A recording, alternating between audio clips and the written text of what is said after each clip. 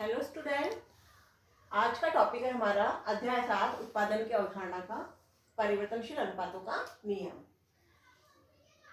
इसकी परिभाषा है उत्पादन के साधनों के अनुपात में परिवर्तन के कारण उत्पादन में परिवर्तन को परिवर्तनशील अनुपातों का नियम कहा जाता है।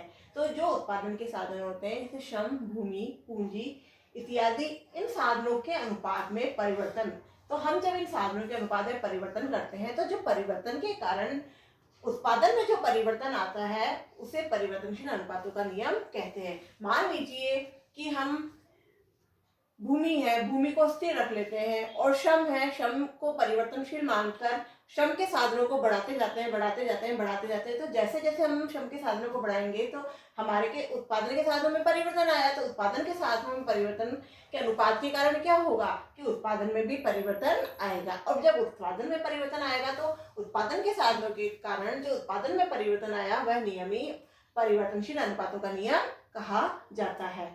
इसके बाद देखते हैं कि इस नियम के अनुसार एक साधन को स्थिर रखकर वह दूसरे साधन को परिवर्तित करने पर, अब एक साधन को स्थिर मान लीजिए, जैसे मान लीजिए हमने भूमि को स्थिर मान लिया और दूसरा साधन है श्रम, उसको बढ़ाया, तो उसके परिवर्तित करने पर, अब श्रम को बढ़ाने पर और भूमि को स्थिर रखने पर जो परिवर्तन होगा वो कुल उत्पादन में भी होगा, औसत उत्पादन में भी होगा और सीमांत उत्पादन में होगा। तो तीनों में परिवर्तन अलग अलग तरह से होता है। अब इस नियम की क्या मान्यताएं हैं? तो ये नियम है कि उत्पादन का एक साधन तो होता है परिवर्तनशील, जबकि अन्य साधन स्थिर रहते हैं। तो इस नियम के अनुसार हमें उत्पादन का एक साधन, चाहे भूमि हो, चाहे श्रम हो, चाहे पूंजी हो, उसको एक साधन को स्थिर मान लेंगे, परिवर्तनशील मान लेंगे, और जो अन्य साधन होंगे उन साधनों को हम स्थिर मानेंगे। वो स्थिर रहते हैं क्योंकि जब ये नियम लागू होगा, अगर सभी साधन परिवर्तनशील होंगे तो ये नियम लागू नहीं होगा, क्योंकि उत्पादन उस स्थिति में बढ़ता जाएगा। उत्पादन के साधनों के अनुपात में परिवर्तन संभव है। तो उत्पादन के जो साधन है श्रम, भूमि, पूंजी वगैरह, उनके अनुपात में परिवर्तन संभव है। उनके अनुपात में परिवर्तन संभव है कि अनुपात इस तरीके से होगा कि मान लीजिए हम दो साधन ले लेते हैं, भूमि और पूंजी।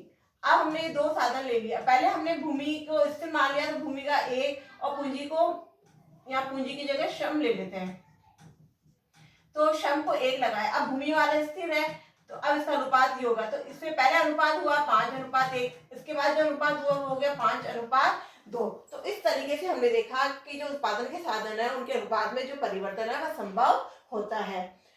परिवर्तन साधन की सभी इकाइयां समरूप होती है। जो परिवर्तन साधन है उनकी सभी इकाइयां एक जैसी होनी चाहिए। अगर इकाई अच्छी होगी तो उत्पादन ज्यादा होगा, तब ये नियम लागू नहीं होगा। अगर इकाइयां कम अच्छी है तो उत्पादन कम होगा, तब भी ये नियम लागू नहीं होगा। इसलिए जो सभी इकाइयां हैं वह एक जैसी होनी चाहिए।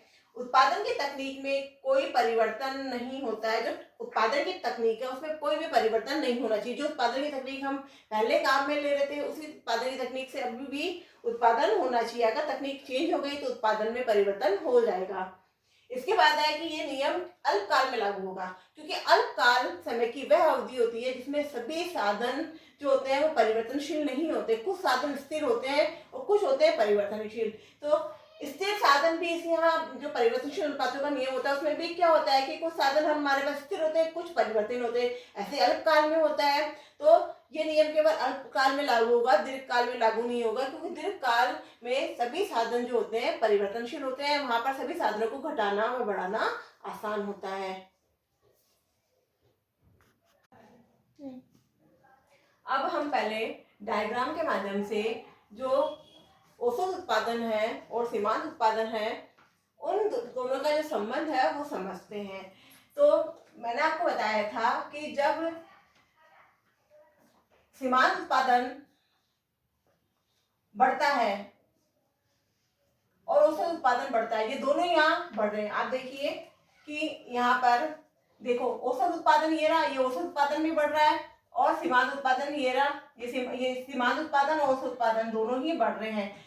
तो नियम के अनुसार जब औसत उत्पादन बढ़ता है तो सीमांत उत्पादन उससे अधिक तेजी से बढ़ता है, और जब औसत उत्पादन घटता है तो सीमांत उत्पादन उससे अधिक तेजी से घटता है। तो ये औसत उत्पादन और सीमांत उत्पादन का संबंध है जो अक्सर परीक्षा में पूछा जाता है। अब हम परिवर्तनशील अनुपातों का नियम को डायग्राम के माध्यम से समझते हैं। डायग्राम को समझने से पहले हम जो ये टेबल है इस तालिका को समझते हैं। यहाँ जो भूमि है ये स्थिर साधन है, क्योंकि ये आपने देखा कि ये सभी जगह क्या है, स्थिर है। जैसे ये उत्पादन बढ़ रहा है तो हर उत्पादन के साथ साथ जो भूमि है वह स्थिर है। जो श्रम की है इकाई, श्रम जो है वह परिवर्तनशील साधन है। जैसे जैसे उत्पादन बढ़ रहा है वैसे वैसे श्रम की मात्रा बढ़ती जा रही है। अब जब श्रम की मात्रा जो परिवर्तनशील साधन बढ़ने से जो कुल उत्पादन है वह भी बढ़ रहा है, और ये औसत उत्पादन है और ये सीमांत उत्पादन है। तो जो इन औसत उत्पादन और सीमांत उत्पादन को किस तरीके से निकाला जाता है ये मैंने आपको बिफोर में समझा दिया है। अब हम इस तालिका के माध्यम से एक डायग्राम को समझते हैं। ये डायग्राम परिवर्तनशील अनुपातों के नियम का डायग्राम है। इस डायग्राम में 3 चरण बताए गए हैं। इन तीनों चरणों को हम देखते हैं। सबसे पहले फर्स्ट चरण को देखते हैं कि जब कुल उत्पादन बढ़ रहा है, तो आप देखिए कि जो ये कुल उत्पादन है ये कुल उत्पादन बढ़ रहा है, और इस बिंदु में बढ़ती दर से बढ़ने के बाद स्थिर होकर फिर घटना प्रारंभ कर देता है। तो ये कुल उत्पादन है। तो कुल उत्पादन में क्या होता है कि जब हमारे पास पहली स्टेज जो होती है उसमें यह है कि जो भूमि है वह स्थिर साधन है और श्रम की जो इकाई है वह परिवर्तनशील साधन है। तो जब भूमि और श्रम की इकाइयों का जो प्रथम अवस्था होती है उसमें अच्छा तालमेल रहता है, क्योंकि उस समय जो स्थिर साधन होती है उनकी जो इकाई होती है वो ज्यादा होती है।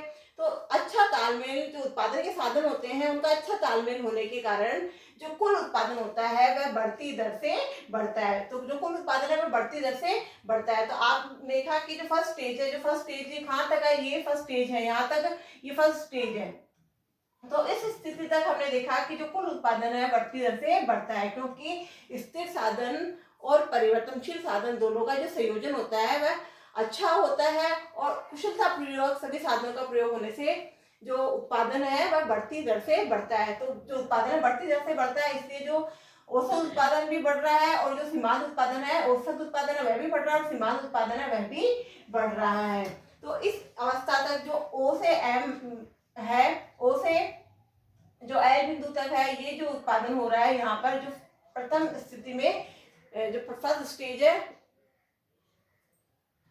तो ये फर्स्ट स्टेज में उत्पादन हो रहा है ओ से एल तक। तो इस स्थिति में जो औसत उत्पादन है वह भी बढ़ रहा है और जो सीमांत उत्पादन है वह भी बढ़ रहा है। तो जो दोनों साधनों का अच्छे से प्रयोग होने के बाद अब क्या होता है कि जैसे ही सेकेंड स्टेज आती है, तो सेकेंड स्टेज में ये होता है कि जब हम स्थिर साधन तो स्थिर ही है, लेकिन जब हम श्रम की इकाइयों को बढ़ाते जाते हैं, तो श्रम की इकाइयों को बढ़ाने के बाद एक अवस्था में ऐसी आती है, एक स्टेज ऐसी आती है जहां पर क्या होता है कि श्रम के साधन और परिवर्तनशील साधन, जो श्रम के साधन जो परिवर्तनशील है और जो भूमि है जो स्थिर है, उन दोनों साधनों का आपस में जो संयोजन होता है वह स्थिर हो जाता है, दोनों का संयोजन बराबर हो जाता है। तो जो उत्पादन होता है उसकी गति थोड़ी रुक जाती है, तो उत्पादन में पहले की तुलना में बढ़ती दर से प्राप्त नहीं होता। तो उत्पादन तो बढ़ता है लेकिन बढ़ती दर से प्राप्त नहीं होता है। तो उस स्थिति में जो हमारा कुल उत्पादन और जो औसत उत्पादन है वह घटने लग जाता है। तो कुल उत्पादन और औसत उत्पादन और जो सीमांत उत्पादन तीनों ही घटने लग जाते हैं, क्योंकि जो भूमि है जो स्थिर साधन है और जो श्रम है जो परिवर्तनशील साधन है, इन दोनों का जो संयोजन होता है वह आपस में क्या हो जाता है, बराबर होने लग जाता है। तो जो कुल उत्पादन है वह घटती दर से बढ़ता है। तो जो एम से लेकर एम तक की जो है उत्पादन है, ये हमारा सेकंड चरण है, जो सेकंड स्टेज है जहां हमें यहाँ पर उत्पादन प्राप्त होता है। तो इसमें यहाँ देखिए कि ये जो बिंदु है ये मोड़ बिंदु है, क्योंकि इस मोड़ बिंदु पर जो उत्पादन है वह बढ़ती दर से बढ़ रहा है। यहाँ उत्पादन जो बढ़ती दर से बढ़ रहा है, तो ये यहाँ से यहाँ तक की फर्स्ट स्टेज हो गई, यहाँ से यहाँ तक की सेकंड स्टेज हो गई। इसके बाद होता है कि जो थर्ड स्टेज होती है उसमें हम क्या करते हैं कि थर्ड स्टेज यहाँ से प्रारंभ हो जाती है। थर्ड स्टेज में क्या होता है कि स्थिर साधन तो स्थिर है, जबकि जो परिवर्तनशील साधन है उनका अनुपात क्या हो जाता है, बढ़ने लग जाता है। तो अब वो जो जितना कुशलता प्रयोग पहले हो रहा था दोनों साधनों का, अब वो और भी कम होने लग जाता है, क्योंकि जो श्रम की इकाई है, जो श्रम के जो साधन है वह और ज्यादा बढ़ जाते हैं, और परिवर्तनशील साधन जो श्रम है वो और ज्यादा बढ़ जाएंगे, और जो स्थिर साधन भूमि है उनकी इकाइयां कम हो जाती है। तो इन दोनों का आपस में संयोजन अच्छे से नहीं होता, जिसके कारण उत्पादन घटना प्रारंभ हो जाता है, और उसके बाद जो औसत उत्पादन है वह भी घटने लग जाएगा, और जो सीमांत उत्पादन है वह ऋणात्मक हो जाता है। तो जो यहाँ से लेकर यहाँ तक की जो स्टेज है वह थर्ड स्टेज है। तो हमने ये देखा कि स्थिर साधन और परिवर्तनशील साधन का जब कुशलतापूर्वक प्रयोग होता है तो उत्पादन बढ़ती दर से होता है। उसके बाद भी अगर उत्पादनकर्ता परिवर्तनशील साधनों को बढ़ाता जाता है और स्थिर साधन उस स्थिति में क्या होते हैं, बराबर हो जाते हैं, तो उत्पादन की हमें द्वितीय स्टेज प्राप्त होती है, जहाँ पर उत्पादन बढ़ता है लेकिन घटती दर से बढ़ता है। उसके बाद भी अगर उत्पादनकर्ता परिवर्तनशील साधनों को फिर भी बढ़ाते जाएगा तो एक स्थिति ऐसी आएगी जहाँ पर उत्पादन घटने प्रारंभ हो जाएगा और औसत उत्पादन में घट जाएगा और सिनेमान उत्पादन ऋणात्मक हो जाता है। तो एक विवेकशील उत्पादक हमेशा अपना उत्पादन इस स्टेज में करता है, सेकंड चरण में करता है, क्योंकि इस स्थिति में उसको सबसे अधिक उत्पादन ये सबसे अधिक उत्पादन जो है एन ही प्राप्त होता है। ये एन ही सबसे अधिक उत्पादन है जो उसको प्राप्त होगा। इसलिए ना तो वैसे पहले उत्पादन करना पसंद करेगा और ना ही इसके बाद उत्पादन करना पसंद करेगा। तो ये था परिवर्तनशील अनुपातों का नियम।